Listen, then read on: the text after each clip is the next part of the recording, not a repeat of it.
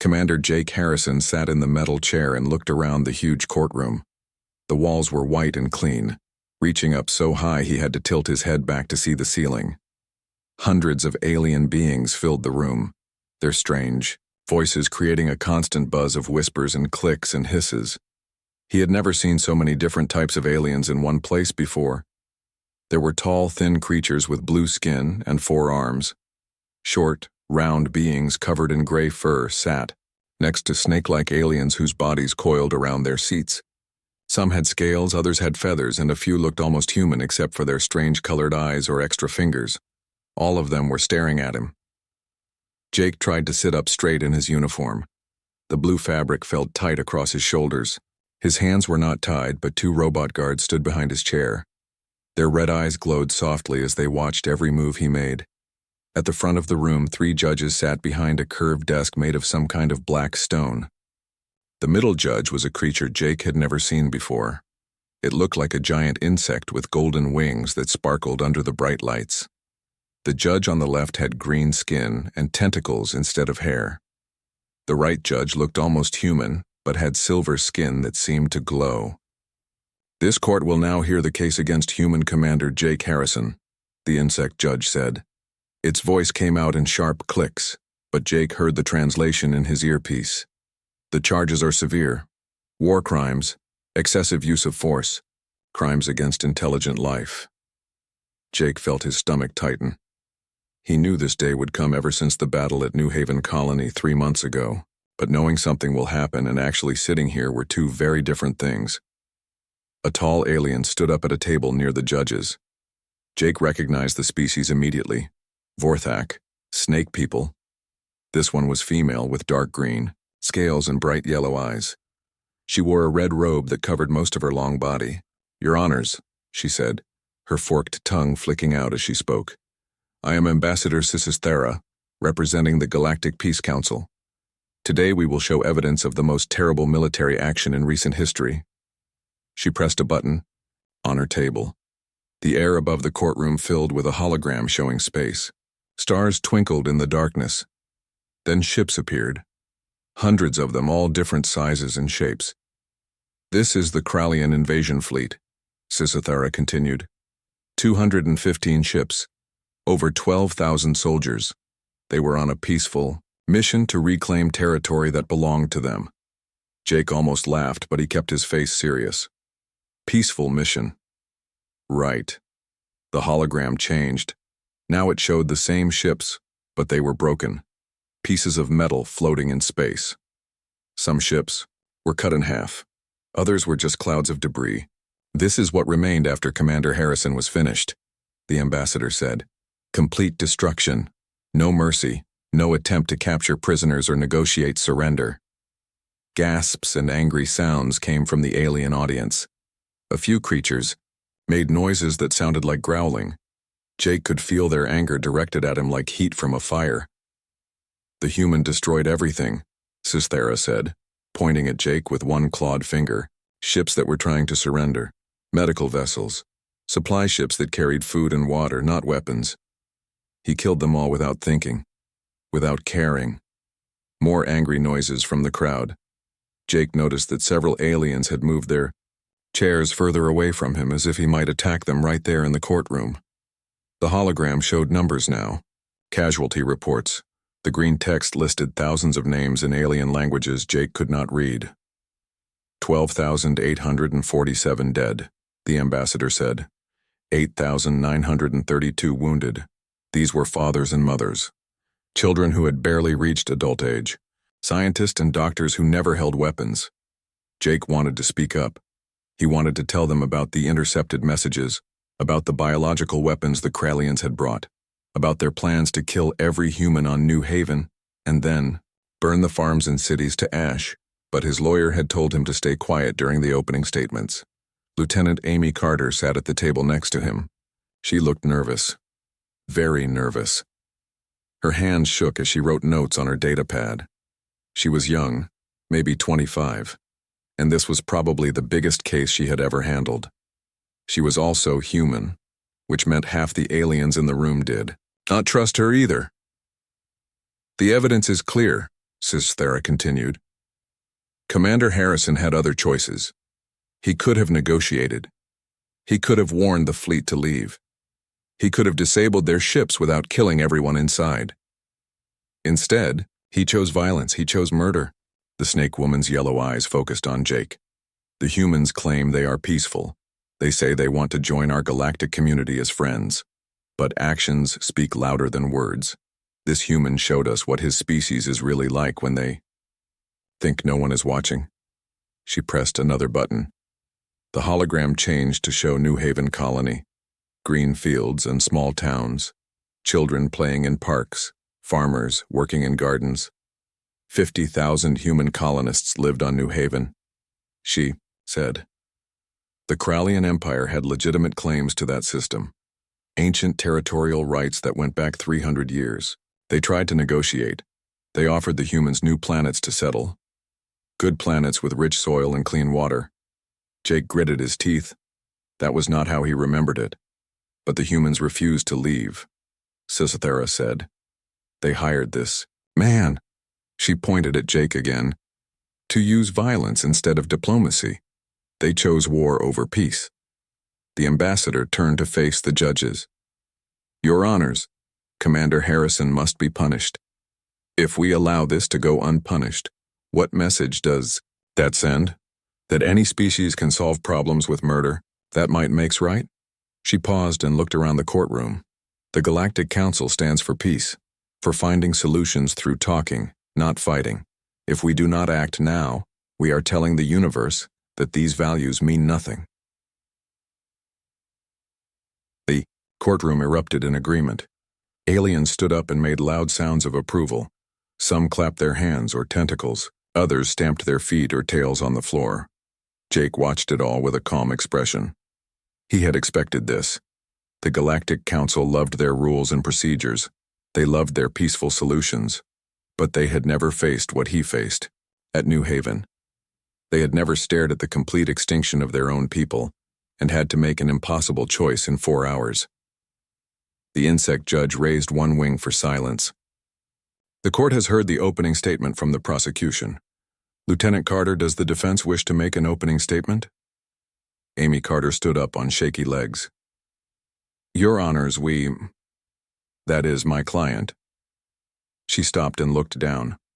At her notes, Jake could see her hands trembling. Take your time, Lieutenant, the green-skinned judge said in a kind voice. Carter took a deep breath.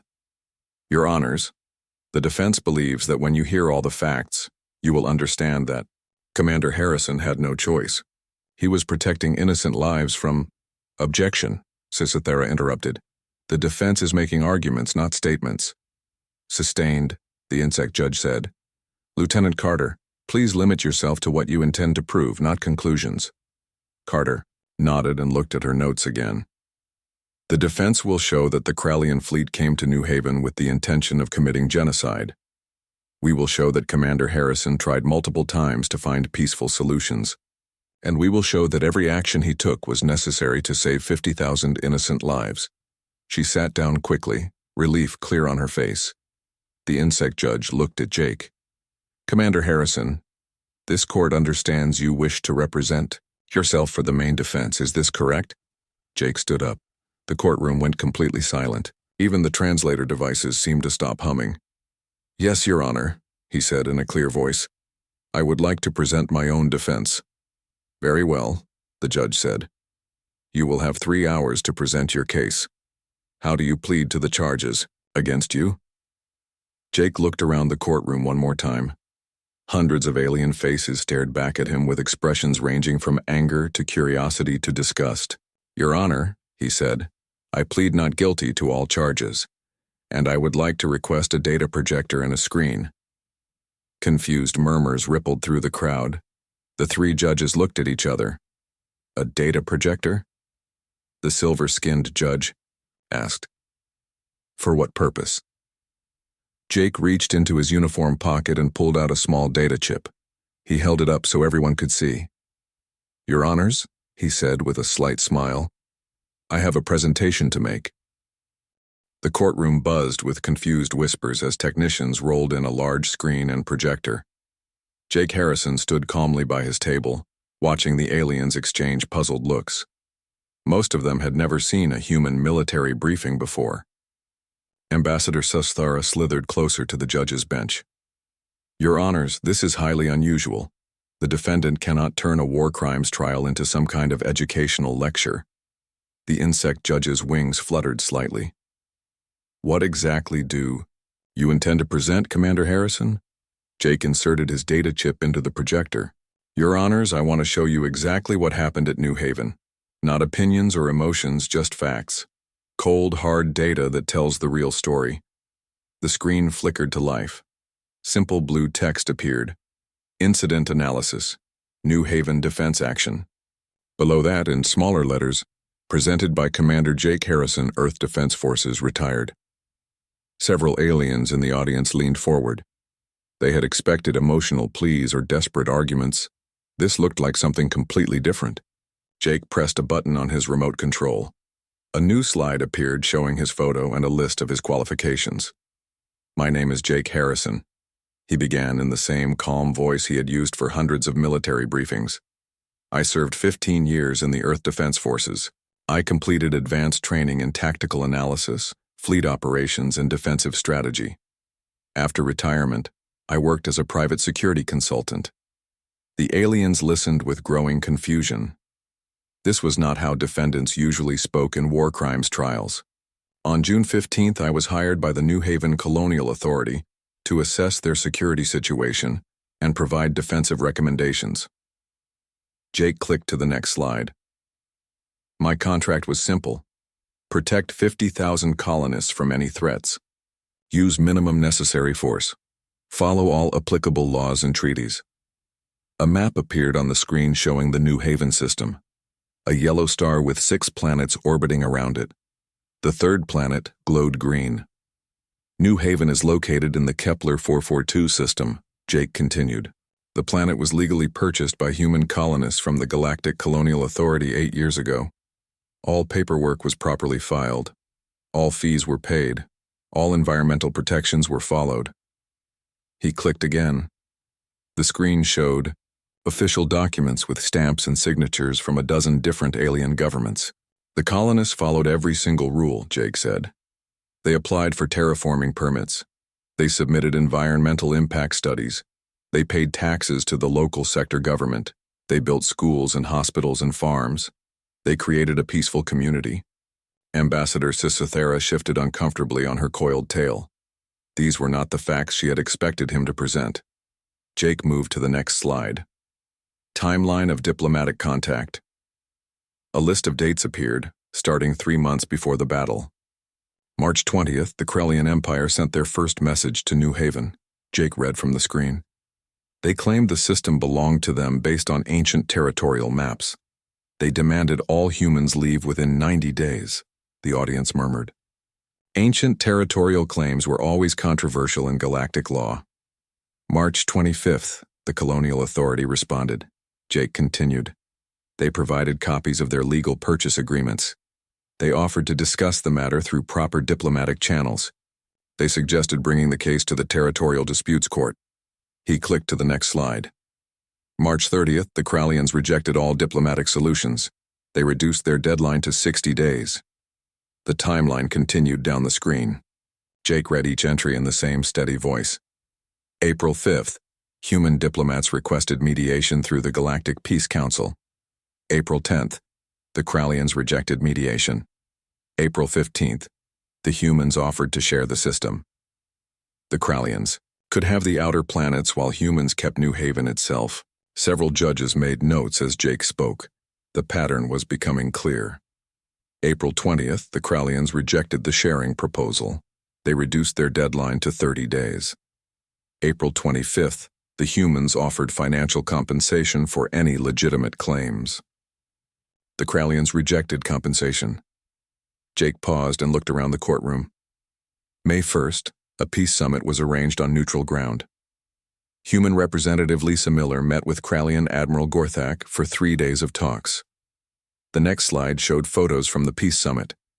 A middle-aged human woman sitting across a table from a large, gray-skinned alien with 4 arms and black eyes. The talks failed. Jake said simply. Admiral Gorthak walked out on the second day.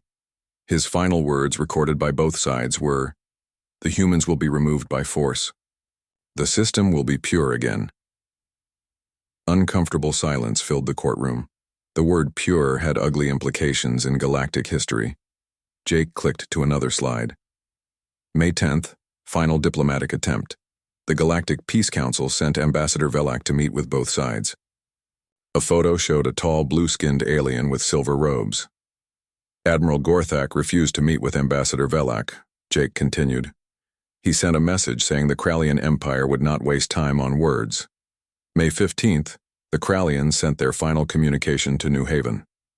The screen showed a text message in harsh red letters. Jake read it aloud. Humans of New Haven System. You have 7 days to evacuate all personnel and equipment. Any humans remaining after that time will be considered hostile invaders and dealt with accordingly. There will be no further warnings. The courtroom was completely quiet now. Even the whispered translations had stopped. Jake moved to the next slide. Intelligence assessment, Krallian fleet composition. The screen filled with detailed charts showing ship types and numbers. 3 days after the final ultimatum, long-range sensors detected the Krallian fleet approaching the system, Jake said. 215 ships, the largest invasion force assembled in this sector in over 50 years. He clicked through several slides showing different types of ships. Massive battleships with heavy weapons, troop transports big enough to carry thousands of soldiers, support vessels loaded with equipment and supplies. Standard Krallian doctrine calls for overwhelming force, Jake explained. They bring 10 times more ships than they think they need. This fleet could have conquered 3 systems the size of New Haven. The math was starting to sink in for the alien audience. This was not a police action or a simple eviction. This was preparation for total war. But numbers alone do not tell the whole story, Jake said. We need to look at what the ships were carrying. The next slide made several aliens gasp. It showed intercepted cargo manifest from the Krallian fleet. Biological weapons, Jake read from the list. Atmospheric processors designed to change air composition, soil contamination devices, orbital bombardment platforms, and zero prisoner transport facilities. He let that last point hang in the air for a moment. The Krallians brought weapons to kill every living thing on New Haven, Jake said quietly, but they brought no ships to carry away prisoners, no medical facilities to treat wounded humans, no transport to relocate families to other planets. Ambassador Sistera stood up quickly. Objection. The defendant is making assumptions about Krallian intentions based on their own communication intercepts, Jake interrupted calmly. He clicked to the next slide. The screen filled with recorded conversations in the Krallian language, with translations scrolling below. Admiral Gorthak's voice came through the courtroom speakers, harsh and angry. The planet must be cleansed completely, the translation read. No human contamination can remain. Burn their cities, poison their water, make sure nothing grows there for 100 years. Another voice responded, younger and uncertain. Admiral, what about the Galactic Convention on Civilian Protection? Gorthak's laughter sounded like breaking glass. Conventions are for civilized species. Humans are animals. We will treat them as such. The courtroom erupted in shocked voices. Several alien judges looked sick. Even Ambassador Sistara seemed stunned by the recordings. Jake waited for quiet, then clicked to his final slide of this section. It showed a simple comparison chart. Defensive resources available to New Haven Colony, the title read. The list was painfully short. 1 modified cargo ship with improvised weapons, 12 mining drones converted for basic combat, 43 civilian volunteers with hunting rifles, no military training, no backup, no support from any government. Jake turned to face the 3 judges directly. Your Honors, he said, this is what I was hired to defend. 50,000 innocent people with almost no weapons, facing a fleet designed to commit genocide. He paused and looked around the courtroom one more time. Now let me show you how humans solve impossible problems. Jake clicked his remote and a new slide appeared on the screen. Threat assessment and response protocols filled the top in simple black letters. Below it, detailed charts showed the Krallian fleet arranged around New Haven like pieces on a chessboard. Understanding your enemy is the first rule of survival, Jake said, pointing at the display. So let me walk you through exactly what we were facing. The alien audience watched in fascination as Jake broke down the invasion force with the precision of a science teacher. Red symbols marked the largest ships. 12 Dreadnought-class battleships, he began. Each one carries enough firepower to level a city from orbit. Crew of 800 per ship. Weapons include plasma cannons, missile arrays, and something called planet crackers that can split tectonic plates. Several aliens shifted nervously in their seats. Planet crackers were banned weapons in most civilized systems. Jake clicked to highlight different ship types in different colors. 36 heavy cruisers, faster than the dreadnoughts, but still heavily armed. These ships specialize in hunting down fleeing vessels. Crew of 400 each. The display showed green. Symbols next, 48 destroyers. Their job is to clear orbital defenses and protect the larger ships. 200 crew each. Yellow symbols appeared next. 67 troop transports. Each one carries 1,500 soldiers plus vehicles, weapons, and supplies for extended ground operations. Jake paused to let the numbers sink in. Total invasion force, 100,000 trained soldiers, all equipped with advanced weapons and armor, all prepared for a campaign that could last months or years. The insect judge leaned forward. Commander Harrison, these numbers are impressive, but how does this justify your actions? Jake smiled slightly. Your Honor, I'm just getting started. He clicked to the next slide. Support fleet analysis. New symbols appeared on the screen in different colors. 22 supply ships carrying food, water, ammunition, and replacement parts. 15 medical frigates with surgical facilities, and back-to tanks. 8 communication relay vessels to coordinate the entire operation. 6 fuel tankers, and 3 command ships with the fleet's senior officers. Jake turned to face the courtroom. This was not a raid or a quick strike. This was a complete military operation designed to occupy and control an entire star system, permanently. Ambassador Sis-Thera stood up. The defendant is trying to make the Krallian response seem unreasonable, but they were reclaiming their own territory. Were they? Jake asked mildly. He clicked his remote again. The screen now showed historical data going back 300 years. Star charts with dates and territorial markings. The Krallian Empire abandoned this system in 2722. Jake read from the display. Official reason: resource depletion and strategic irrelevance. They removed all personnel, dismantled all installations, and formally released their claims through the Galactic Registry Office. Documentation appeared on screen. Official forms with Krallian government seals. For 278 years, no Krallian ship visited this system. No bases, no outposts, no scientific expeditions, nothing. Jake clicked through decades of empty space traffic records. The system remained unclaimed until 2992, when human colonists filed proper settlement papers. 8 years of legal occupation. 8 years of building homes and schools and hospitals. He looked directly at Ambassador Sis-Thera. If I abandon my house for almost 3 centuries, then someone else moves in legally, do I have the right to burn down their family to get it back? Uncomfortable murmurs rippled through the alien audience. The legal situation was becoming much clearer. Jake returned to his presentation. Now let me show you what humans had to work with. The next slide was almost embarrassingly simple. Human defensive capabilities appeared at the top, followed by a very short list. The cargo ship Lucky Strike, originally designed to haul grain between planets. Modified with 2 plasma cannons salvaged from a mining operation. Crew of 4, myself, pilot Ben Parker, engineer Kate Murphy, and communications specialist Dan Cooper. Jake clicked to show a photo of his ship. It looked like exactly what it was. A battered old freighter with weapons bolted to the outside. 12 automated mining drones, reprogrammed for basic combat operations. Each drone carries 1 small missile and has armor equivalent to a civilian vehicle. They were designed to break up asteroids, not fight warships. The next image showed the drones. small angular machines that looked like flying toolboxes. 43. Civilian volunteers from the colony. Teachers, farmers, doctors, mechanics. None with military experience. Armed with hunting rifles and mining charges. Brave people, but not soldiers. Jake paused and looked around the courtroom. Total firepower comparison.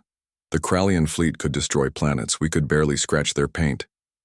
The silver-skinned judge spoke up. Commander, if the situation was so hopeless, why did you not advise the colonists to evacuate? Jake clicked to his next slide. Evacuation analysis, why it was impossible. Numbers filled the screen. 50,000 colonists. Available transport ships in the system, 0. Nearest human colony, 47 light-years away. Krallian deadline, 7 days. More data appeared. Average civilian transport ship capacity, 200 passengers. Ships needed for complete evacuation, 250. Time to arrange that many ships through commercial channels, 6 to 8 weeks. Jake turned back to the judges. Even if we had started evacuation the moment the Krallians first made contact, we could not have moved everyone in time, and the Krallians made it clear they would not allow any ships to leave once their fleet arrived. He clicked again. The screen showed intercepted Krallian communications. Admiral Gorthak's orders to his fleet, Jake read aloud. Establish complete blockade. Destroy any ship attempting to leave system. No exceptions, no survivors. The courtroom grew very quiet as the full scope of the situation became clear. Jake moved to his next section. Human Tactical Doctrine, How We Approach Impossible Situations. The slide showed a simple flowchart. Assess threat, identify weaknesses, use available resources creatively, accept necessary risks. Other species in this galaxy tend to fight according to established rules, Jake explained. Formal battles with predictable tactics, challenge and response. Honor codes that limit certain actions. He walked closer to the alien audience. Humans approach war differently. We treat it as a survival problem. When extinction is the alternative, we become very creative about solutions. The next slide showed historical examples from Earth. Battle of Thermopylae. 300 soldiers delayed an army of 100,000. Siege of Stalingrad. Civilians and soldiers held a city against overwhelming odds. D-Day. Allied forces used deception and surprise to land on heavily defended beaches. Jake clicked through images of human conflicts. We have a saying on Earth, desperate times call for desperate measures. When you are facing complete annihilation, you use every advantage you can find. He turned to face the judges again. The Krallians expected us to fight like them, stand-up battles, ship against ship, honor and tradition and formal challenges. Jake's expression grew cold. They did not understand that humans don't play by other people's rules when our families are about to be murdered. The next slide appeared, psychological factors in human combat effectiveness. Desperation multiplies human capabilities. Jake read from bullet points on the screen. Protection of family units overrides normal safety considerations. Acceptable loss thresholds change dramatically when facing extinction. Ambassador Sistara looked uncomfortable. Commander Harrison, you seem to be glorifying violence and, explaining survival, Jake interrupted. When someone comes to kill your children, you don't worry about being polite. He clicked to his final slide of this section. Operational Decision Matrix, Available Options Analysis. 3 columns appeared on the screen. Option 1, Surrender. Result, 50,000 dead civilians, planet stripped and contaminated. Option 2, Conventional Defense. Result, human forces destroyed in first engagement, followed by planetary genocide. Option 3, Asymmetric Response. Result, unknown, but only option with potential for civilian survival. Jake turned off his remote and faced the courtroom directly. Your Honors, members of the Council, I had exactly 72 hours to find a way to save 50,000 innocent lives from a fleet designed to commit genocide. He paused and let the weight of that responsibility sink in. Now let me show you how I did it. Jake clicked his remote and the courtroom screen displayed a new title. Phase 1, Intelligence Gathering. Below it, a timeline showed the 3 days before the battle. The Krallian fleet arrived at the edge of the New Haven system on June 18th at 600 hours, Jake began. Standard military doctrine says you attack immediately to maintain surprise. But I needed information first. The screen showed a tactical display of the system. Red dots marked Krallian ships spread across the outer edge. One tiny blue dot represented Jake's modified cargo ship. For 72 hours I used passive sensors to study the enemy fleet, Jake explained. I mapped their communication networks, identified their command structure, and analyzed their operational patterns. Ambassador Sesithera shifted on her coiled tail. You mean you spied on them? I gathered intelligence, Jake corrected. Just like every military force in Galactic. History has done before battle. He clicked to the next slide. Krallian Fleet Communication Network. The display showed lines connecting all the ships like a spider web. Most species use encrypted military communications that are very hard to break, Jake said. But the Krallians made a critical mistake. They used an older encryption system because they thought humans were too primitive to crack it. Several aliens in the audience made sounds of disapproval. Underestimating an enemy was considered a basic tactical error. It took my communications, Specialist Dan Cooper, 18 hours to break their codes, Jake continued. After that, we could listen to everything. Fleet orders, supply requests, personal messages between ships, even arguments between officers. The green-skinned judge leaned forward. What did you learn from these communications? Jake's expression grew grim. Everything I needed to know about their intentions. He clicked his remote. Audio recordings filled the courtroom in the harsh, Krallian language with translations appearing on screen. Admiral Gorthak to all ship commanders, the first message read. Remember, we are not here to capture territory. We are here to cleanse it. Every human structure must be destroyed. Every human grave must be dug up and burned. Nothing of their contamination can remain. Shocked gasps came from the alien audience. Several creatures covered their mouths or equivalent body parts. The recordings continued. Captain Vex to Admiral Gorthak. What about the human children? Some are very young. Especially the children, came Gorthak's reply. Kill them first. They carry the human disease in its purest form. Complete silence fell over the courtroom. Even Ambassador Sesithera looked sick. Jake waited a moment before continuing. The communications also revealed their battle plan. They intended to start with orbital bombardment to destroy all major settlements, then land troops to hunt down survivors hiding in the wilderness. Finally, they would use biological weapons to poison the soil and water for decades. He clicked to show the timeline. Total estimated time for complete genocide, 6 days. The next slide appeared. Phase 2. Network infiltration. Once we understood their communication system, the next step was obvious, Jake said. We needed to get inside their computer networks. The display showed technical diagrams that made most of the aliens look confused. Krallian cybersecurity is designed to stop other Krallian hackers, Jake explained. They never considered that humans might approach computer systems differently than other species. He smiled slightly.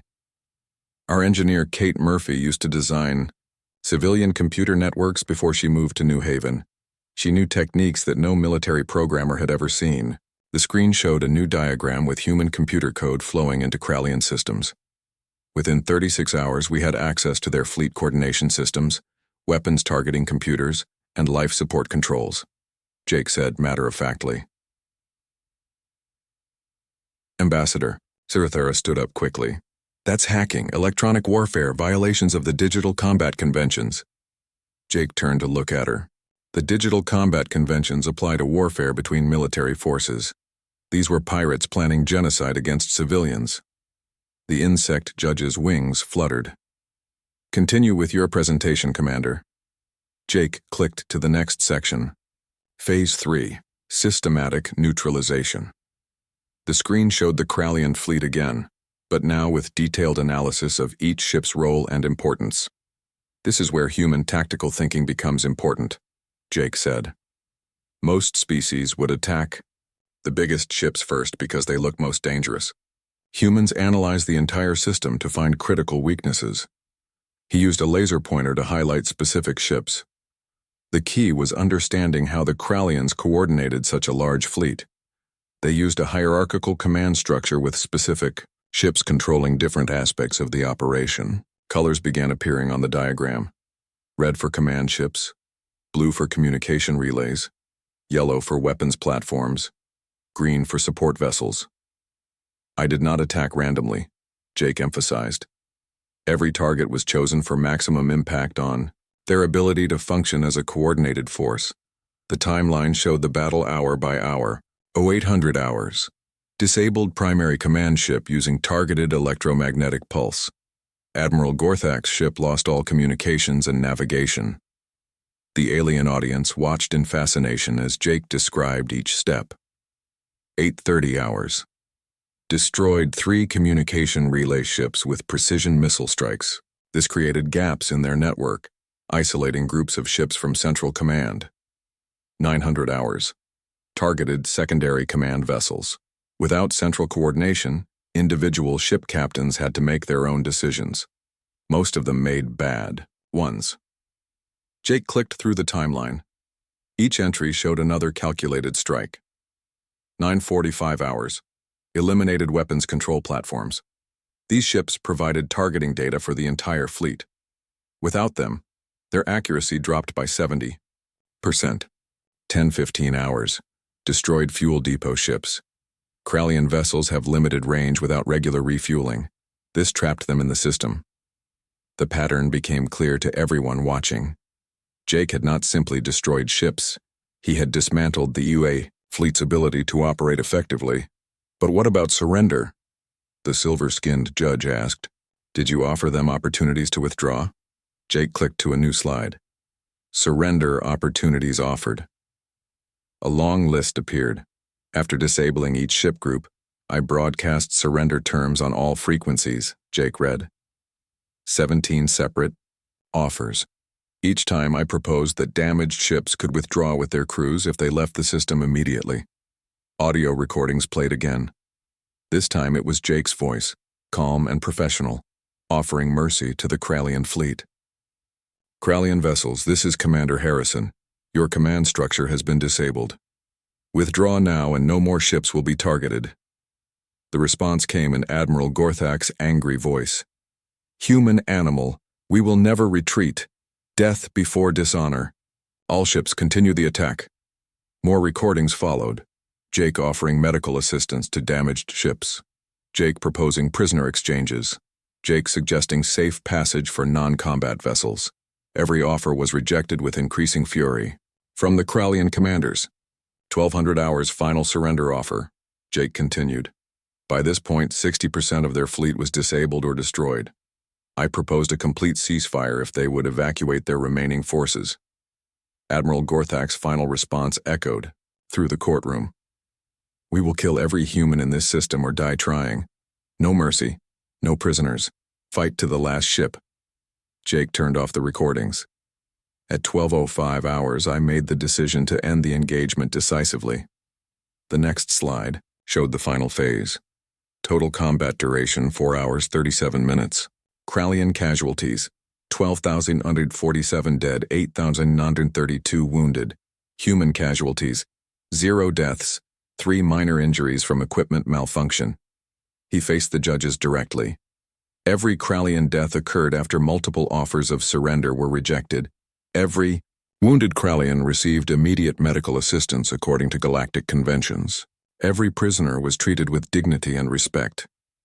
Jake clicked to his final slide of this section. Alternative scenario analysis. The screen split to show 2 different outcomes. On the left, conventional defense result. On the right, actual result. If I had fought according to standard galactic military doctrine, Jake explained, the human forces would have been destroyed in the first hour. The Krallians would have proceeded with planetary genocide. 50,000 civilians would have died within 6 days. He pointed to the right side of the screen. By using asymmetric tactics and superior intelligence gathering, I achieved a 99.97% casualty prevention rate for the protected population. Jake turned to face the entire courtroom. The Krallians came here to commit genocide. They brought the weapons to do it. They had the intent to do it. They refused every opportunity to stop. He paused and looked directly at Ambassador Sistara. I stopped them. Jake clicked his remote one final time. The screen displayed casualty analysis and outcome assessment in bold letters. The courtroom had grown completely silent during his presentation, and now hundreds of alien eyes focused on the final slides. "Let me present the final numbers," Jake said in the same calm voice he had used throughout his defense. "These are the facts that matter most." A simple chart appeared showing 2 columns. Human casualties on the left showed almost nothing. Krallian casualties on the right showed thousands of names. "Total human deaths, 0, Jake read aloud. "Human injuries, 3 minor wounds from equipment malfunction during the battle. Ben Parker cut his hand on a broken control panel. Kate Murphy bruised her shoulder when a power surge knocked her down. Dan Cooper got a mild concussion when he hit his head on a low pipe. Several aliens shifted uncomfortably. They had expected to hear about massive human losses to justify the destruction of the Krallian fleet.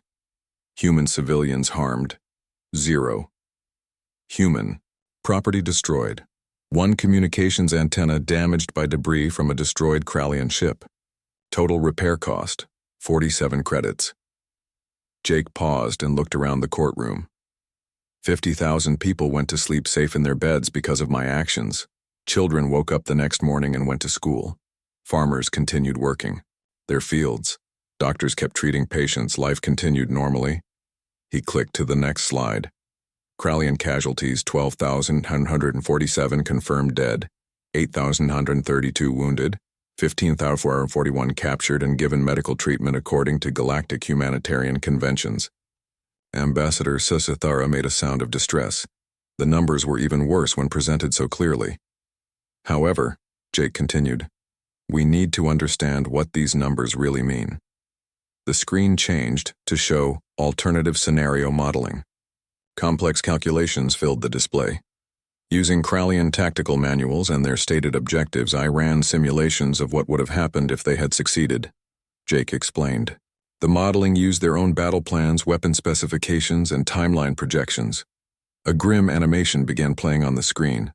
It showed New Haven colony from orbit, then simulated the Krallian attack plan step by step. Hour 1. Orbital bombardment of all major settlements. Estimated civilian casualties, 35,000 dead, 12,000 wounded. The animation showed cities burning and people fleeing. Hour 6. Ground invasion begins. Hunting parties search for survivors.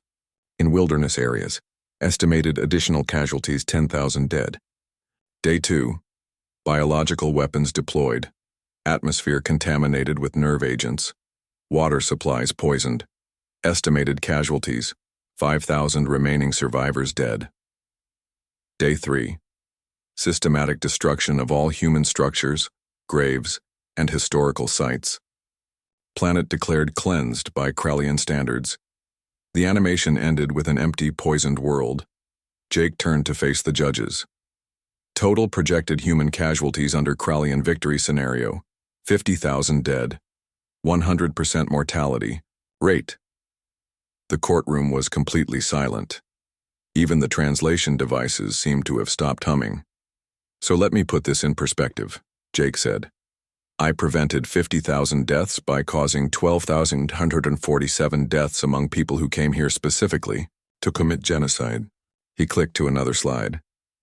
Proportional response analysis. The Krallian Empire sent 100,000 soldiers to kill 50,000 farmers, teachers, and children. They brought planet-killing weapons to use against people whose strongest weapon was a hunting rifle. The screen showed a comparison chart. Krallian military advantage 2,000 to 1 in ships, 50 to 1 in trained soldiers, 100,000 to 1 in total firepower. By any reasonable standard, the humans were facing complete extinction, Jake continued. Under galactic law, defenders have the right to use any necessary force to prevent genocide. Ambassador, Sizathera finally stood up. Her voice shook as she spoke. The human destroyed an entire fleet. The methods were too efficient, too brutal in their effectiveness. Jake turned to look at her directly. Ambassador, are you saying I should have been less competent? Should I have allowed some of those 50,000 innocent people to die to make you feel better about the numbers? The snake woman opened her mouth, but no words came out. Should I have used less effective tactics so more humans would be killed? Jake pressed. Should I have followed your preferred rules of war while children were being murdered? The insect judge raised one wing for silence. The court will now hear closing arguments from both sides. Ambassador Sistara struggled to find words. Your Honors, the scale of destruction, the efficiency of the humans' methods, it shows a dangerous mindset. If we allow this, what message does it send? Jake walked to the center of the courtroom. Your Honors, I want to address that question directly. He looked up at the three judges. What message does it send? It sends the message that if you come to commit genocide against innocent people, you will face the consequences. It sends the message that victims have the right to defend themselves effectively. He turned to face the alien audience. But most importantly, it sends the message that humans will not quietly accept extinction just to make other species comfortable. Jake walked back to his table and picked up his data chip. I have one final piece of evidence to present. The screen showed a new slide. Post-battle communications from surviving Krallian officers. Audio recordings began playing. Krallian voices speaking in their own language with translations appearing on screen. Captain Thek to Krallian command. The humans fought like demons. They knew our every move before we made it. Lieutenant Gax. Personal log. I have never seen such precise tactical thinking. They turned our own strengths against us. Admiral Gorthak final message. We underestimated them completely. The humans are not the primitive species we believed. They are something else entirely. Jake turned off the recordings. Your Honors, the surviving Krallians learned something important. They learned that humans cannot be exterminated easily. They learned that we protect our families with intelligence, determination, and skill. He faced the judges one more time. The question before this court is simple. Do innocent people have the right to effective defense against genocide? I say yes. I say that when someone comes to kill your children, you stop them by any means necessary. The insect judge's wings fluttered slowly. The court will recess for deliberation. 6 hours later, the judges returned. The courtroom was packed even, fuller than before. Word had spread throughout the station about the humans' unusual defense. The insect judge stood up. In the matter of war crimes charges against Commander Jake Harrison, this court has reached a unanimous verdict. The room held its breath.